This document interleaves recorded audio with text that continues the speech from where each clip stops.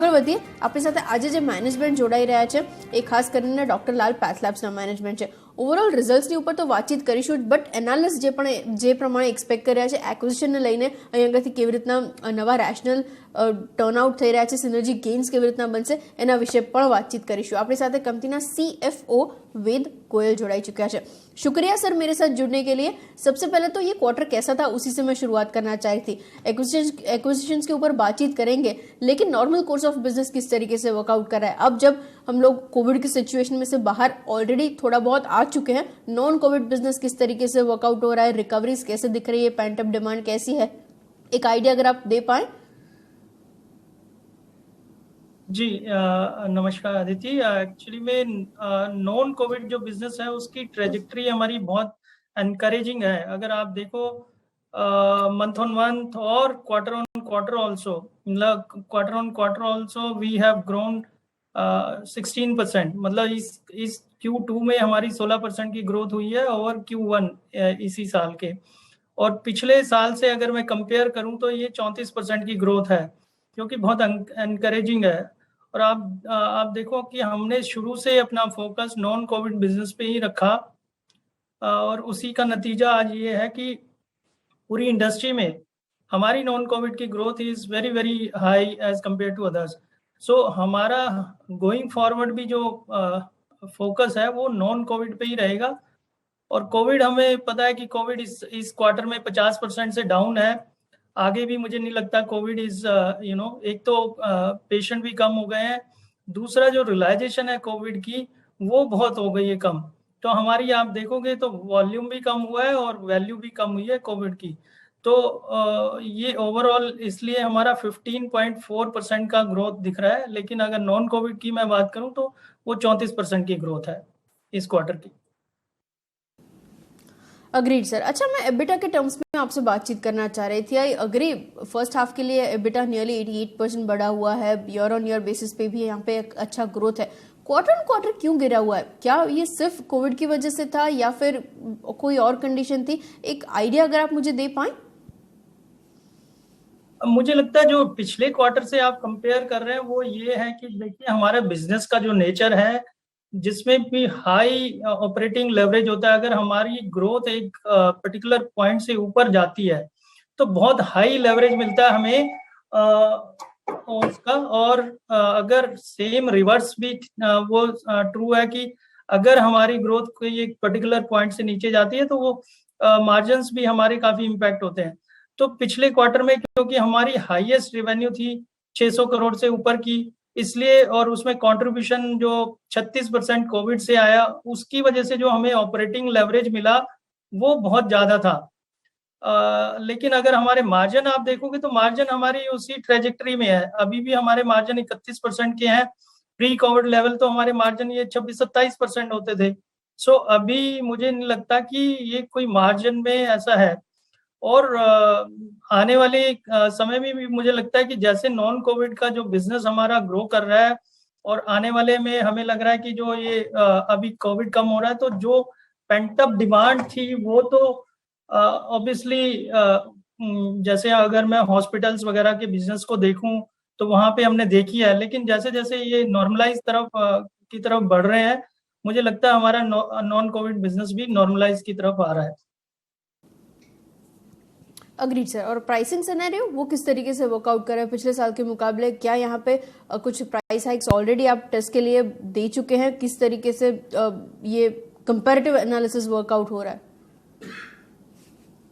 हाँ, तो प्राइस आप देखेंगे हमने पिछले कई सालों से, इनफैक्ट 3 साल से कोई प्राइस इंक्रीज नहीं लिया.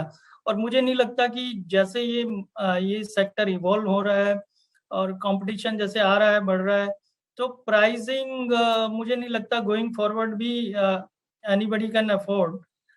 बट हमारा जो शुरू से फोकस रहा है प्राइसिंग से लेड ग्रोथ नहीं है, वॉल्यूम लेड ग्रोथ है. अगर इस क्वार्टर में भी हम देखेंगे तो हमारी 29% की वॉल्यूम की ग्रोथ है नॉन कोविड की बिजनेस की. तो कहीं ना कहीं जो हमें लगता है कि हमारा जो ग्रोथ आएगा वो वॉल्यूम से ही आएगा, प्राइस इंक्रीज से नहीं आएगा going forward. Okay, agreed sir. और वॉल्यूम लेड ग्रोथ की जब हम लोग बातचीत कर रहे हैं, एक आइडिया स्वास्थ्य का परफॉर्मेंस किस तरीके से वर्कआउट हो रहा है? पिछली बार हम लोग बातचीत कर रहे थे तब आपने काफी एंकरेजिंग कमेंट्स दिए थे। जी बिल्कुल, स्वास्थ्य फिट बड़ा एनकरेजिंग है हमारे लिए, एंड ये रिफ्लेक्ट करता है कि जो इसकी ग्रोथ है इस इंडस्ट्री की और पर्टिकुलरली हमारी कंपनी के लिए, वो जो स्वास्थ्य फिट है हमारा 18% की कंट्रीब्यूशन है अभी हमारी पूरी रेवेन्यू का, टोटल रेवेन्यू का। और उसमें हमने ग्रोथ देखी है क्वार्टर ऑन क्वार्टर भी और लास्ट ईयर से भी, ईयर ऑन ईयर भी। और ये रिफ्लेक्ट करता है कि जो स्पेंडिंग है हेल्थ केयर पे, पर्टिकुलरली डायग्नोस्टिक पे, लोग आ रहे हैं। एक तो उसमें होता है प्रिस्क्रिप्शन ड्रिवन जो बिजनेस होता है कि जिसको कोई बीमारी है, कोई डिजीज है, उसकी वजह से वो कराता है। वो इंडिविजुअल टेस्ट ना कराने की बजाय बंडल ले लेता है, एक पैकेज ले लेता है, एक वो सेगमेंट है। दूसरा है जो कि वेलनेस काइंड ऑफ पीपल है, जो जो जिनकी अवेयरनेस, जो इनको अपनी हेल्थ पे ध्यान देना है, तो वो एक वेलनेस पैकेज है, वो भी इसमें कंट्रीब्यूट करता है। और वो रिफ्लेक्ट करता है कि आने वाले टाइम में जैसे जैसे हेल्थ केयर पेनिट्रेशन बढ़ रही है, एक्सेसिबिलिटी बढ़ रही है, तो मुझे लगता है कि ये ओवरऑल जो डायग्नोस्टिक की ग्रोथ है, मुझे लगता है काफी ज्यादा है। Agreed sir. अच्छा, एक्विजिशंस के ऊपर आते हैं। सब अर्बन का एक्विजिशन जो आपने किया है, इसके पीछे का रैशनल क्या है? सिनर्जी बेनिफिट्स किस तरीके से वर्कआउट होने वाले हैं? किस तरीके से आप ये एक्विजिशन फंड कर रहे हैं? एक आइडिया अगर आप मुझे दे पाएं।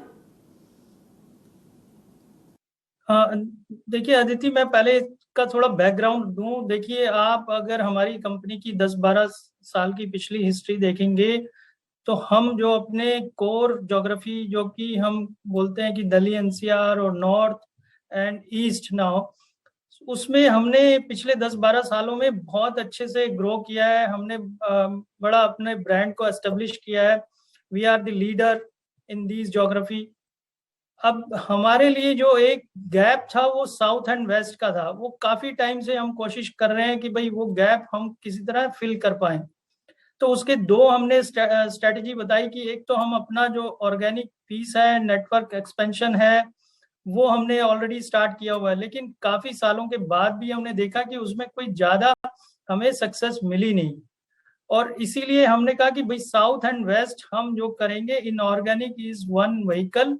एंड उसके लिए अगर आप देखो पूरी इंडस्ट्री में 4-5 पी फंडिंग है, जो ये मिड और रीजनल प्लेयर हैं, जो 4-5 हैं, उनमें से ये सबर्बन का जो कंपनी है वो सबसे बेस्ट फिट है हमारे लिए। एक तो वेस्ट एज ए रीजन हमको ये कैप्चर करना है। दूसरा, जो ये सबर्बन की कंपनी है उसका जो हमारा कल्चरल फिट, जो B2C कंपोनेंट और इसकी visibility as a consumer franchisee brand बहुत ही ज्यादा है। और कोविड के बाद तो इसने काफी और माइलेज इसको मिली है इन टर्म्स ऑफ विजिबिलिटी। तो हमारे लिए स्ट्रेटेजिकली ये बहुत अच्छी और बहुत इंपॉर्टेंट डील है। इसीलिए अगर आप देखोगे हमारा जो अभी वेस्ट का बिजनेस है करंट 10% कंट्रीब्यूट करता है। इस डील को करने के बाद हम 24% का हमारा टोटल रेवेन्यू का कंट्रीब्यूशन वेस्ट से आएगा। दैट मीन्स आप देखिए सेकंड लार्जेस्ट ज्योग्राफी हमारे लिए हो जाएगी। इट मीन्स एक चौथाई जो है हमारी कंपनी का रेवेन्यू वेस्ट से आएगा। सो उस टर्म में ये बहुत ही स्ट्रेटेजिक, बहुत ही इंपॉर्टेंट डील है। और हमको लगता है कि इससे हम फर्दर यहाँ से इसको बहुत ही और फास्ट और बहुत अच्छे तरीके से इसको ग्रो कर पाएंगे। Agreed sir. और साथ ही इन टर्म्स ऑफ फंडिंग ये कैसे फंड होगा? सो ये जो डील है वो हमारा जो फ्लोर प्राइस है वो 925 करोड़ का है। और हमने 18.5 टाइम्स का मल्टीपल दिया है अबिडा का, based on FY22 audited financials. इसके अलावा हमने कोई additional payment based on performance है जो कि 225 करोड़ की, वो बेस्ड ऑन ऑडिटेड FY22 के जो फाइनेंशियल्स हैं उसके ऊपर डिपेंड करती है। बट फ्लोर प्राइस 925 करोड़ का है, जो कि 18.5 टाइम्स का मल्टीपल है। प्लस जो हमने इसके लिए फंड करना है वो सारे इंटरनल अक्रूवल से करना है। हमारे पास अभी करीब 1140 करोड़ का कैश रिजर्व्स है, तो कंपनी इसकी पूरी फंडिंग इंटरनल अक्रूवल से ही करेगी। Agreed sir. अच्छा, lastly in terms of margins, ये एक्विजिशन किस तरीके से वर्कआउट होगा मार्जिन्स के फ्रंट पे, क्योंकि जो फाइनेंशियल्स की हम लोग बातचीत कर रहे हैं, अब सबब के जो मार्जिन है नियरली 19% अराउंड है, और वहां पे जो रेवेन्यू कंट्रीब्यूशन है कोविड का तकरीबन 56% का कंट्रीब्यूशन वहां पे था। अब जब उससे आगे आ चुके हैं, उसका नॉन कोविड बिजनेस मार्जिन्स के लिए किस तरीके से इफेक्टिव होगा, एक आइडिया अगर आप मुझे वो दे पाए।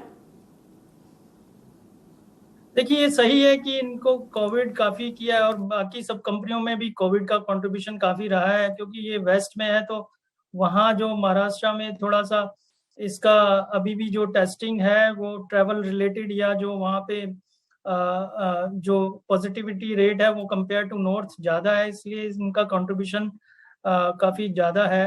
बट गोइंग फॉरवर्ड अगर मैं बात करूं, इनका अगर मैं देखूं Q2 ओवर Q1 और लास्ट ईयर, अभी जो प्रेजेंट का हमें मैनेजमेंट एस्टिमेट मिला है वो कि नॉन कोविड बिजनेस इनका प्री कोविड लेवल पे आ गया है। और गोइंग फॉरवर्ड यहाँ से मुझे लगता है कि जब हम आ जाएंगे तो हमें पता है ऑर्गेनिकली कैसे इस बिजनेस को बढ़ाना है, तो मुझे बहुत उम्मीद है इस एसेट से कि हम ऑर्गेनिकली यहाँ से इसको काफी इसका लेवरेज कर सकते हैं, बिकॉज ब्रांड जो नेम है वो बहुत स्ट्रांग है। नॉन कोविड पे हमारा हमेशा से फोकस रहता है। Covid obviously is temporary, we all know, but Covid कहीं एकदम से भी खत्म नहीं होगा। एक इसका जो कोविड का पोर्शन है वो एक पोर्टफोलियो में टेस्ट तो रहेगा ही। तो लेकिन अभी जो ये है कि कहना मुश्किल है कि कितना रहेगा कोविड का।